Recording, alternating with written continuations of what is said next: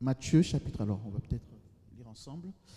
Matthieu chapitre 9. Donc nous étions sur, on est toujours dans le livre de Matthieu, hein, d'habitude. Et dimanche dernier, donc, nous avons parlé de quelque chose de nouveau. Dieu veut quelque chose de nouveau dans nos vies. Et donc, on va relire, on avait lu verset 14, je lis la parole. Donc, Jésus était chez qui? On avait dit qu'il était chez qui? Vous vous souvenez? Qu'est-ce qu'on a dit dimanche dernier? Qui se souvient peut-être que... Il était chez qui? Dans Matthieu chapitre... Chez Matthieu, ok. Donc, il était chez Matthieu et on avait dit qu'il y avait des... Il mangeait donc avec Matthieu, avec les gens de mauvaise vie. Et puis, il y a des scribes, des pharisiens qui ont posé la question, qui ont critiqué comment lui pouvait manger avec de telles personnes. Vous vous souvenez, hein?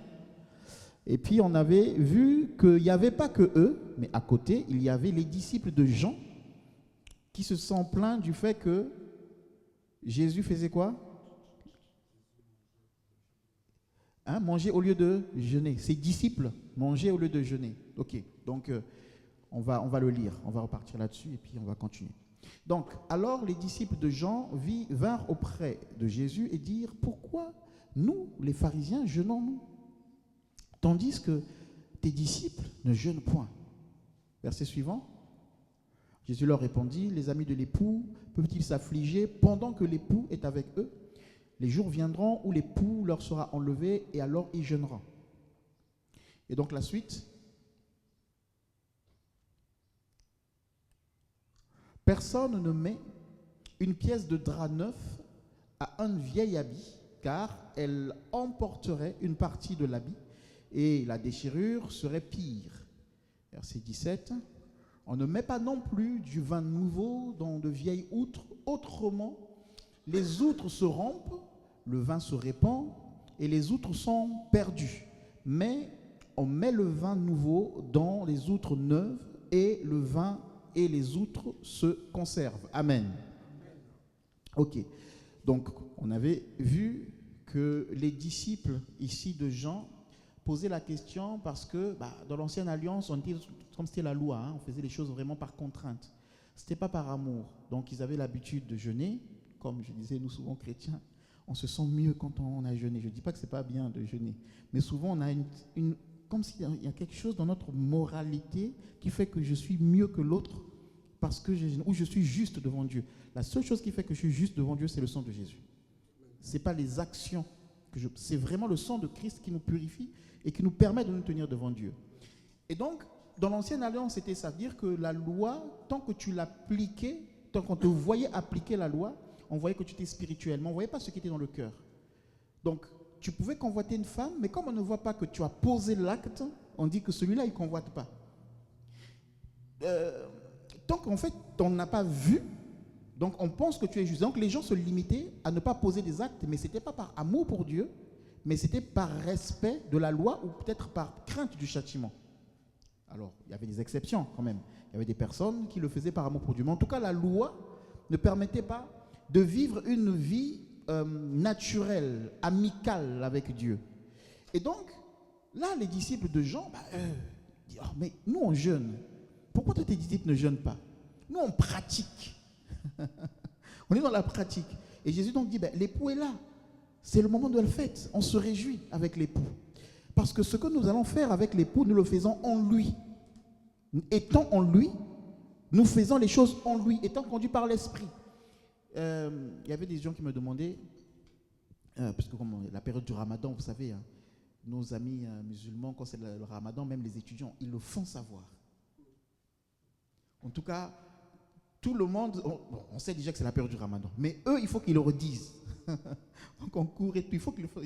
Et donc, il y avait le ramadan qui était tombé, je crois, dans la même période que le carême, à un moment donné. Et puis donc, moi, on me posait la question, parce que le carême, du coup, c'est chrétien. Ok, on m'a posé la question: oh, mais tu fais pas le carême et tout? Parce qu'il y avait des chrétiens catholiques aussi, étudiants, qui faisaient le carême. Et j'étais d'ailleurs étonné. Et j'ai dit: non, moi je ne fais pas le carême. Je le fais quand il faut le faire, quand je ressens le besoin, quand je suis conduit, mais je ne le fais pas, c'est-à-dire qu'à telle période, il faut que je le fasse. Si je ne le fais pas, je ne me sens pas bien, tout ça. Et donc, on voit que la pratique de, entre guillemets, la relation, on l'a vu avec Dieu, c'est un peu, donc, je marche comment? Et pendant la période du Ramadan, du carême, j'entendais les gens dire, non, j'attends la semaine prochaine pour aller en boîte. Hein, là, on ne peut rien faire, là. Il y en a même qui peuvent faire, là, on rate des choses. Vous voyez? Donc, en fait, on marche dans la loi. Ce n'est pas une question d'amour. Et les disciples de Jean, c'est bien, ils jeûnaient. Ok, c'est bien. Mais Jésus dit, maintenant, là, je suis là, réjouissez. Une nouvelle vie va commencer. Tu vas jeûner, il n'y a pas de souci. Mais le jeûne que tu feras, tu seras conduit par l'Esprit. Ce sera le résultat de l'amour. Et donc, il fait le pont avec le verset 16. Vous voyez, c'est une continuité. Dans le verset 16, maintenant, il dit, attention, vous ne pouvez pas mélanger l'ancienne façon de vivre avec la nouvelle façon de vivre que j'apporte. D'ailleurs, hein, il va le dire, il vous a été dit, mais moi je vous dis, ok? Donc, les disciples ne comprennent pas que maintenant que Jésus est là, une nouvelle donne commence, une nouvelle vie commence. La loi, on ne va plus la vivre, c'est-à-dire que Jésus ne vient pas abolir la loi. Mais la loi, on ne va plus la vivre en tant que règle, mais on va la vivre parce que Jésus va nous aider à la vivre. C'est lui qui accomplit la loi. Parce que, étant en lui, ça ne va plus être, il y a une femme qui passe là-bas, je la convoite, on ne me voit pas, mon cœur, on ne lit pas, donc c'est bon. Non, ça va être maintenant, ça c'est personnel. Eh bien, cette femme, mais, non, mais là c'est pas bon là. Le Seigneur ne veut pas ça. C'est personnel. Ça c'est là que Jésus, alors je le dis parce que Jésus donne un exemple. Il dit, celui qui regarde avec convoitise a déjà commis l'adultère. Donc en gros, c'est pas par rapport aux autres, ça te concerne toi maintenant. Tu t'autogères, mais tu t'autogères parce que moi je suis en toi et c'est moi qui t'aide à vivre cette vie-là. Amen, amen, amen. Mais pour vivre cette vie-là, il ne faut pas faire un mélange entre l'ancienne façon de vivre, entre guillemets, religieuse, et la nouvelle façon de vivre, on va aussi dire religieuse. Je ne sais pas si vous comprenez les expressions que j'utilise, pourquoi je le dis. Et donc, il donne cet exemple. On ne prend pas un vieil habit ou un nouveau pour coudre avec un vieux. J'avais donné l'exemple la dernière fois, quand nous on avait des habits déchirés. On ne pouvait pas que si tu couds, l'habit, le vieil habit va se déchirer. Et il prend un autre exemple ici. On ne peut pas prendre un vin nouveau, pas prendre le vin nouveau, le Saint-Esprit que Dieu apporte, pour le mettre dans ton ancienne vie et faire un mélange. Alléluia. Maintenant, il apporte quelque chose de nouveau pour une vie nouvelle. Et donc, on avait dit que l'ancienne alliance, c'est un peu comme nous. On a grandi dans des familles chrétiennes. On nous a éduqués dans la chrétienté. Mais sans le vin nouveau des fois. Surtout les enfants qui sont nés dans des familles chrétiennes, comme nous, j'avais pris mon exemple, on était à l'église, 96 baptisés, mais pas convertis. Parce que au pays, surtout la période des baptêmes, quand on fait le catéchisme, et on passe devant, on dit, pas le conférence va pas comprendre, mais en Kikongo, c'est Nzololo Shisama Sumu Mulanda Yisu. Dans le lot, il y avait des vraies conversions. Mais il y avait aussi le formalisme. Parce que, alors, c'était vraiment une période où on faisait d'abord le catéchisme, je crois. On faisait d'abord le catéchisme, on faisait ce serment-là, après on faisait le catéchisme. Donc c'était comme des classes d'école, des saisons. Donc on suit le catéchisme et après on est baptisé. Donc on est nombreux, des fois c'est 100 personnes qui sont baptisées le même jour. Je me souviens, moi j'habitais au Cataracte, là, au fleuve. Et donc quand ils venaient baptiser là-bas, des fois tu voyais que toute la partie où on plongeait les gens, il n'y avait plus d'herbe à peu près, donc, parce qu'il y avait eu du monde, quoi. Okay. Et des fois ça se faisait dans des baptistères. Mais, donc, on a grandi dans ça. C'est-à-dire que moi je me suis fait baptiser, 96, ok, mais je n'étais pas converti. Donc c'est parce que tout le monde se fait baptiser. Et quand tu te fais baptiser, les parents sont contents, mais surtout il y a la fête à la maison. À l'époque, c'était ça. Quand on était baptisé, il y avait une fête à la maison. Et puis, on te voit comme chrétien. Donc, du coup, baptisé pour vivre une nouvelle vie. Mais en fait, je suis toujours en train de vivre la religion, la loi. Et donc, on est dans l'église, on sert. Alors, je bénis Dieu parce que ce que Dieu fait, c'est qu'il nous prépare. La loi aussi nous préparait. Dans tout ça, le Seigneur nous a préparés et nous a préservés aussi de certaines bêtises. C'est-à-dire qu'il y avait des choses que je ne faisais pas quand j'étais à l'école. Ce n'est pas parce que j'aimais Jésus, mais c'est parce que j'avais entendu que si tu fais ça, tu auras les démons. Donc, j'avais peur. Donc, dans ce cheminement-là, Dieu nous prépare. Alléluia. Et donc, aujourd'hui, on peut aussi, alors, je dis surtout nous, alors pas que nous, parce que les Américains, c'est pareil aussi, que ce soit surtout les Américains du Sud. On a tellement cette culture chrétienne qu'on ne sait plus si on a fait le pas de la conversion. Et en discutant avec beaucoup de chrétiens, de croyants ou de personnes qui vont à l'église, ils vont dire, moi je suis converti depuis ma naissance. Ça n'existe pas. Et c'est des personnes qui servent Dieu. C'est des prédicateurs pour certains. Mais ils sont convertis depuis la naissance. Nous sommes nés tous en Adam. Alléluia. Tous nous sommes nés en Adam. Et il faut à un moment donné que nous puissions mourir, être ensevelis et ressusciter avec Christ pour une nouvelle naissance. Donc ce n'est pas possible de naître chrétien. Amen. Et donc, Jésus dit, mais il dit à ces gens-là qui ont grandi dans une façon de faire, une croyance, des pratiques religieuses qui peuvent être honorables. Tu ne voles pas, le jeune homme riche. Je ne vole pas. J'honore mon père et ma mère. Vous vous souvenez? C'est honorable. Mais Jésus lui dit, maintenant, tu ne peux pas coudre l'habit que je t'apporte, le vêtement nouveau que je t'apporte, avec l'ancien vêtement qui, pour toi, te rend juste. Je ne peux pas te donner l'esprit, un vin nouveau, avec l'ancienne façon de vivre. Dieu veut quelque chose de nouveau pour nous. Alléluia. Un vin nouveau dans nos vies. Une vie nouvelle. Je crois que c'est important, ces messages, de les redire au milieu de nous. Surtout nos enfants là, ils grandissent. C'était qui j'ai vu encore? Bon, bref. Un enfant en train d'imiter là, de prêcher tout ça. Et donc, ils vont te dire, moi je prêche depuis 12 ans. Je prêche depuis 8 ans. Mais est-ce que tu as réellement fait la nouvelle naissance? Il y a une nouvelle naissance, il y a quelque chose. Jean chapitre 3, il faut que tu naisses de nouveau. Il y a un départ. Le départ, ça ne commence pas par la prédication. Ça ne commence pas parce que je chantais. Ça ne commence pas parce que je prêchais dans les rues. Ça commence par une rencontre personnelle. Alléluia. Parce que les enfants, ils grandissent, gloire à Dieu. Mais Dieu les prépare. Mais bon, comment dire, ils font des choses par mécanisme. Donc, on ne peut pas mettre un vin nouveau dans de vieilles outres. Le jeune homme riche va dire, mais moi, j'honore mon père, je respecte la loi. Je dis, oui, c'est très bien. Maintenant, va, vends tout ce que tu as, donne aux pauvres, viens et suis-moi. Là, je donnerai quelque chose de nouveau. Ah, il est parti triste.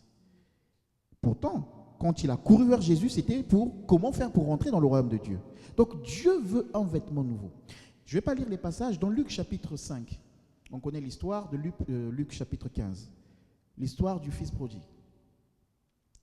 Ce fils-là vivait avec son père. Donc, lui et son grand frère vivaient avec papa. Amen, hein? Ok. Donc, ils ont grandi dans l'amour de papa. Ils ont grandi dans la maison de papa. Pardon. Mais ils ne vivaient pas une relation d'amour avec leur père. Ils travaillaient pour leur père, mais ils n'avaient jamais expérimenté une relation d'amour avec leur père. Les deux. L'un est parti, donc il a dit à son père, donne-moi ma part d'héritage et je vais partir. Et j'avais dit la dernière fois, quand on dit ça, ça veut dire que on regarde son père comme étant déjà mort. C'est-à-dire que tu le regardes, parce que l'héritage, c'est quand la personne est morte. Donc lui, il dit, donne-moi ma part d'héritage, papa. Moi, attends, papa est encore vivant. Moi, j'ai papa Adam à part d'héritage. Donc, en fait, tu ne le considères plus. En fait, tu attendais peut-être qu'il meure.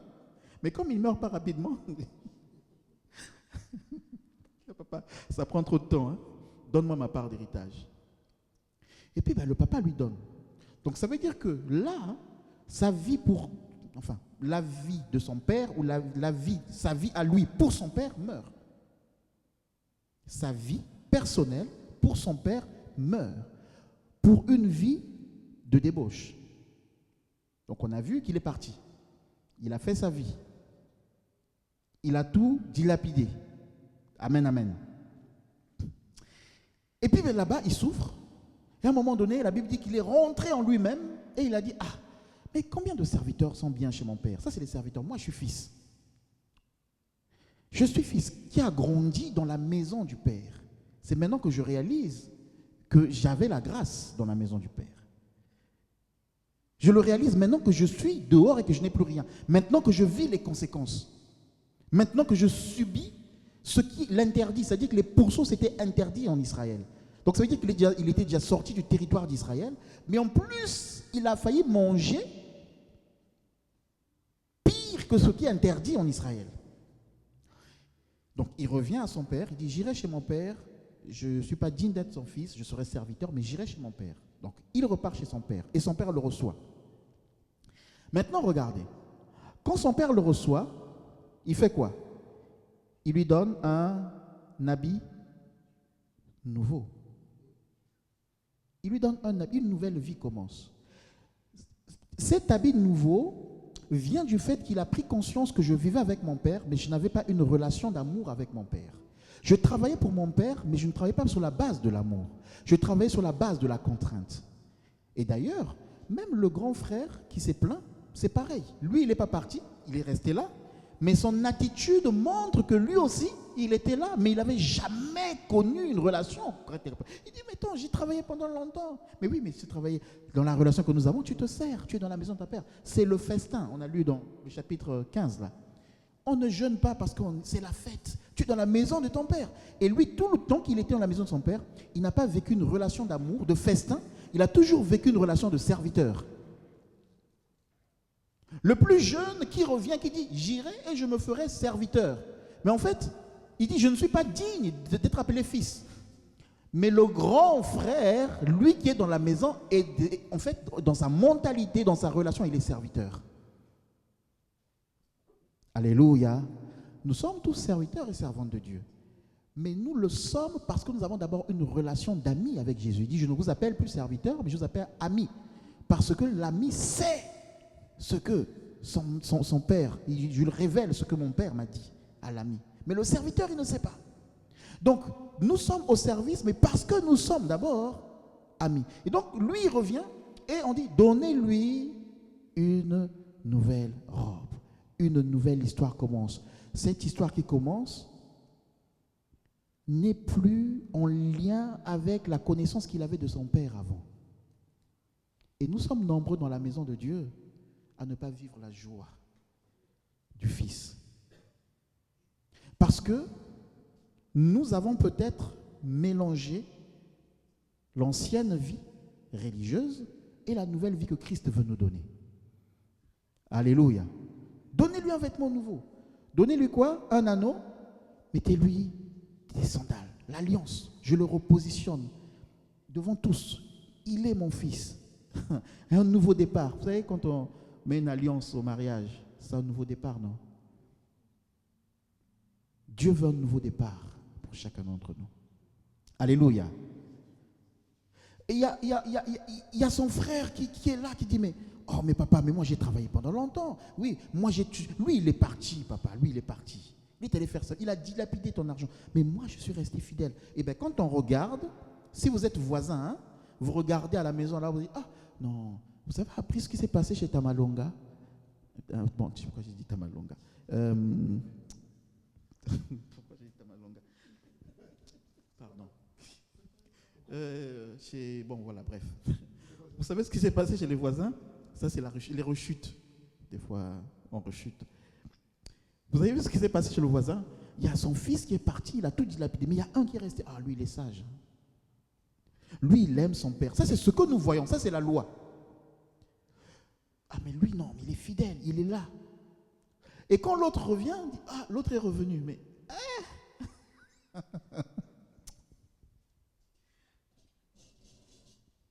et on le juge.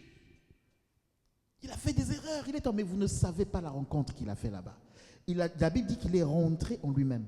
Celui qui est resté dans la maison n'est pas rentré en lui-même. Il est encore sous la loi. Alléluia. Il sert, mais il est sous la loi. Et donc, le papa va être surpris. Il va dire, oh, mon fils, mais pourquoi tu te plains de ton frère? Ça fait longtemps que tu es là. Depuis le temps que tu es là, tu ne sais pas que tout ça, c'est à toi et que tu es dans la maison. Et qu'on est dans la fête. On n'est pas dans le jeûne, on est dans la fête. Donc, lui, il paie les troupeaux, il travaille pour son père, mais il ne peut pas toucher. Il ne peut pas jouir des bénédictions de son père. Que tu jouisses de ce que Dieu te donne. Alléluia. Que tu jouisses de ce que Dieu met à tes pieds, dans tes mains. Alléluia. Tant que tu sers le Seigneur, eh bien, que tu bénéficies des grâces de ceux qui servent le Seigneur. Dieu est notre Père. Alléluia. En plus, il est notre ami. Nous le chantons, Jésus est mon ami. Ce n'est pas seulement un chant. Alléluia. Et donc, Dieu veut un vêtement nouveau. Et il fallait un vêtement nouveau pour le fils aîné qui était là depuis longtemps. Même si je ne suis pas sorti de l'église, enfin de l'église, de l'assemblée ou de la présence de Dieu, ou je ne suis pas sorti de la communauté, même si je suis là depuis peut-être 25 ans, peut-être qu'il me faut un vêtement nouveau. Comme celui qui est revenu. Vous savez, quand quelqu'un revient dans l'église, souvent on le regarde, on dit, ah, lui là, il est revenu, il est revenu. Il est tombé, il est revenu. Dieu l'a restauré.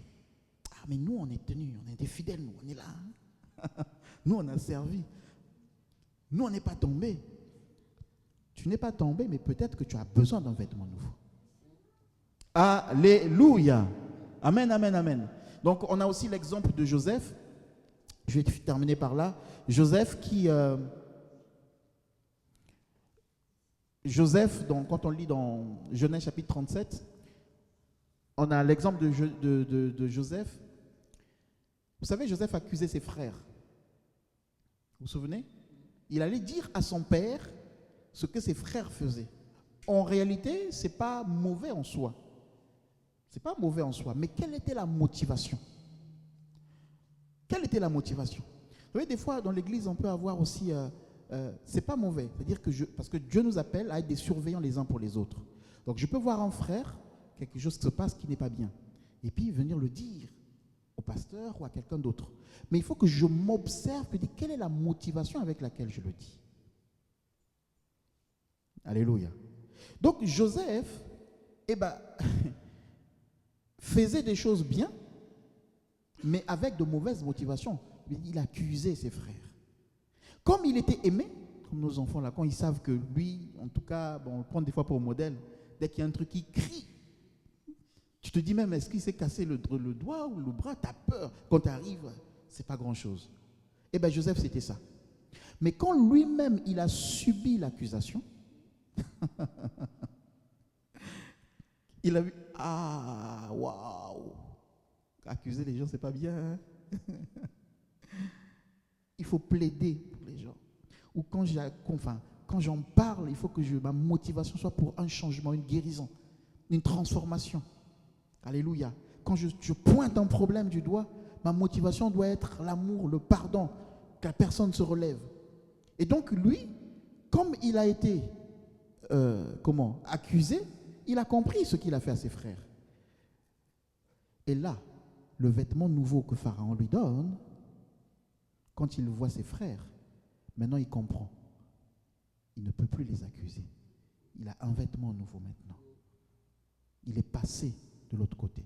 Et Dieu veut que nous puissions vraiment nous examiner. C'est un message pour moi qui est vraiment important pour l'Église. Que nous puissions nous examiner dans nos assemblées. Est-ce que je suis dans le vieux vin? Est-ce que je suis dans l'ancien vêtement? Et en même temps, j'ai mélangé avec ce que Christ m'a apporté. Et donc, je suis en train de vivre la vie de Dieu, de Christ, mais c'est comme en suivant des règles. et non en étant épanoui avec toute liberté et conviction. Est-ce que c'est suite à une éducation ou c'est une conviction? Est-ce que je me dis, si j'abandonne, les gens vont dire, ou est-ce que c'est vraiment, si j'abandonne, mais où irai-je? Où irai-je? Je ne peux aller nulle part. Alléluia, alléluia. Je suis étonné de voir des fois des chrétiens, surtout sur Caen. Alors je parle de Caen parce que j'habite à Caen. Je ne comprends pas, la personne, elle est sortie du culte là. Elle a fait un direct, elle était au culte. On a vu le direct. Et tu regardes un autre direct vers 17h.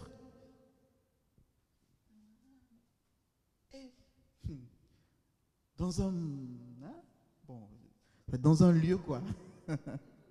Avec une musique, toi tu viens de louer le matin le Seigneur, mais quand il va dire, Dieu m'a dit, Dieu veut te parler.